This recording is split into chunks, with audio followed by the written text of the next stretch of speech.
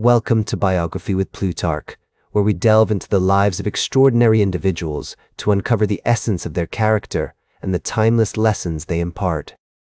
Today, we embark on an exploration of the life of Ernest Hemingway, a literary giant whose distinctive voice and unflinching perspective have left an indelible mark on modern literature.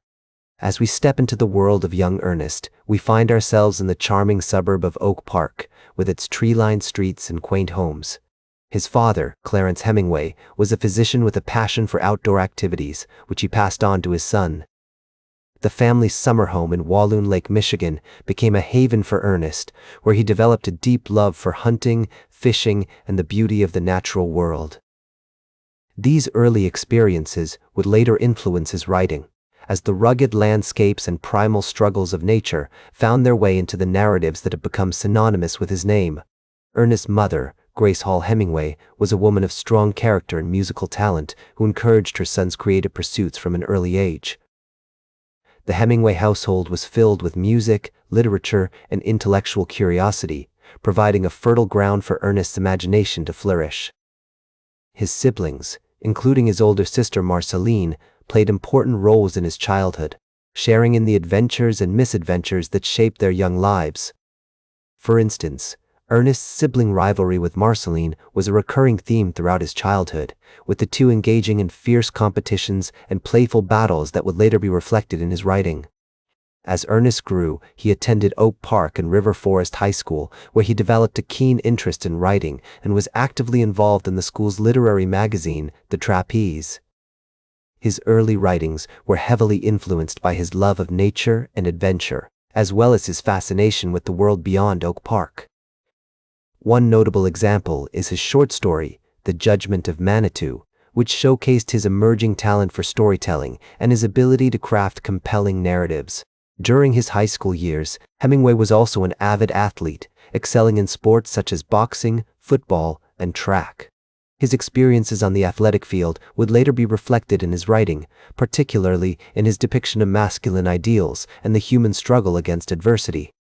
For example, his short story, A Very Short Story, features a character who is both an athlete and a romantic, highlighting Hemingway's early exploration of themes that would become central to his work.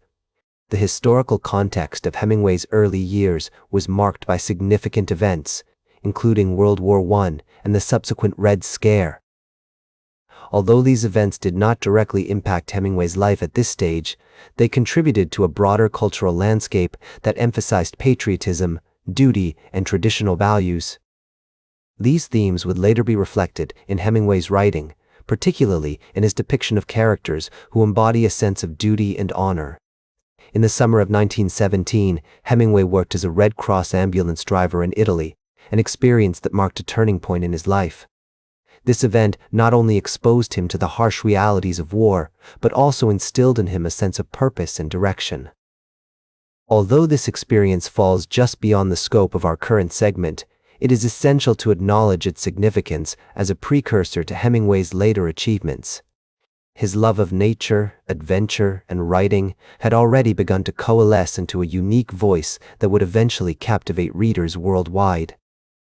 As we enter the realm of Hemingway's literary career, it is essential to acknowledge the pivotal role played by Gertrude Stein and the Lost Generation in shaping his early writing style.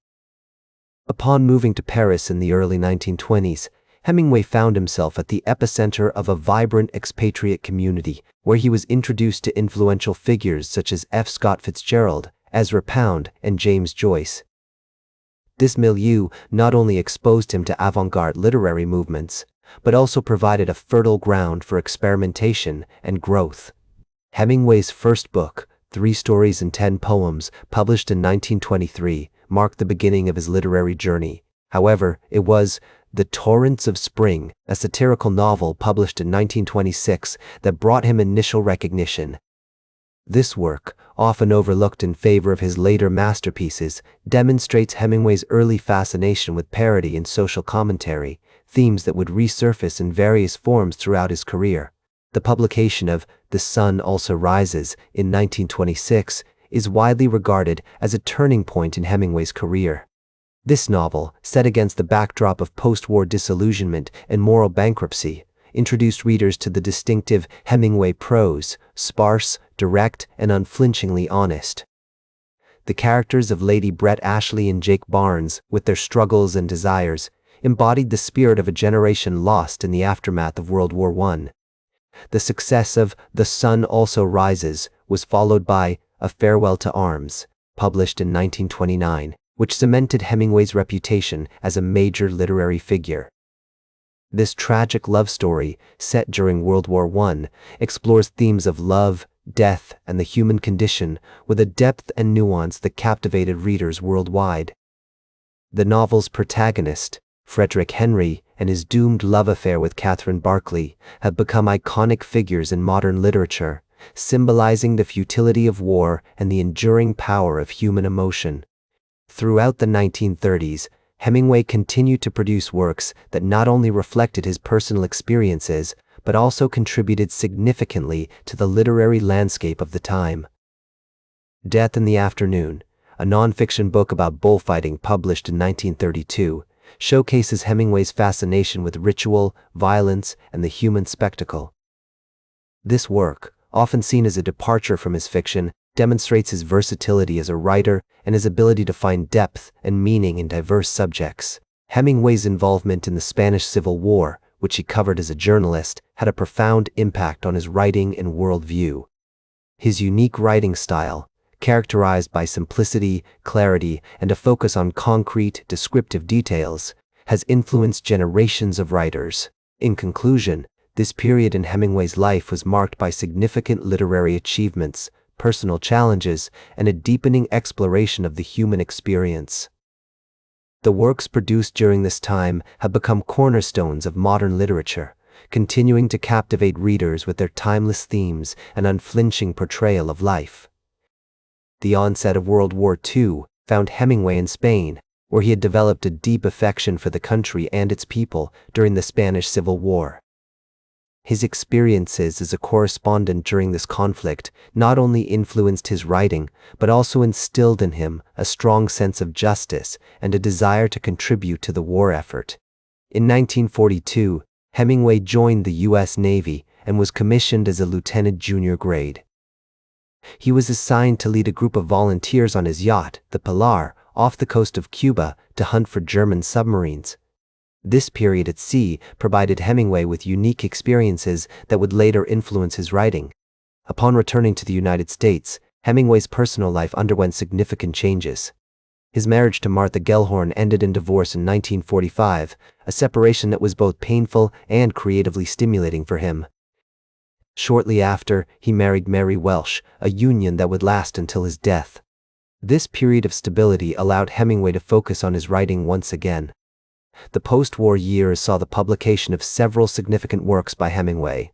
Across the River and Into the Trees, published in 1950, was met with mixed reviews, but remains an interesting exploration of themes such as love, death, and the search for meaning in a post-war world. This work showcases Hemingway's ability to weave complex emotional landscapes against the backdrop of some of the world's most beautiful settings. One of Hemingway's most celebrated works from this period is The Old Man and the Sea, published in 1952. The book is a powerful exploration of perseverance, courage, and the human struggle against nature. The Old Man and the Sea was awarded the Pulitzer Prize for Fiction in 1953, solidifying Hemingway's position as a literary giant. Despite his professional successes, Hemingway's personal life was marked by increasing struggles with health and depression. His love of big game hunting and deep-sea fishing took a toll on his body, and he suffered from various injuries and ailments throughout his life. Additionally, the loss of friends and contemporaries, coupled with his own sense of mortality, contributed to a deepening sense of melancholy. His writing continued to explore themes of mortality, love, and the human condition with a depth and nuance that captivated readers worldwide. However, his struggles with health and depression ultimately led to his tragic demise on July 3, 1961, at his home in Ketchum, Idaho. In reflecting on Hemingway's life and work, it becomes evident that his legacy extends far beyond the pages of his books. He embodied a certain spirit of adventure, resilience, and creative passion that continues to inspire writers and readers alike. His influence can be seen in many aspects of modern literature, from the sparse, direct prose of his imitators to the thematic explorations of human nature that he pioneered. Through his writing, he challenged us to confront the complexities and mysteries of human existence with courage, honesty, and a deep appreciation for the beauty and brutality of life. That's all for today's biography with Plutarch. Remember to like, share, and subscribe, and until next time, remember that understanding the lives of remarkable individuals helps us better understand ourselves.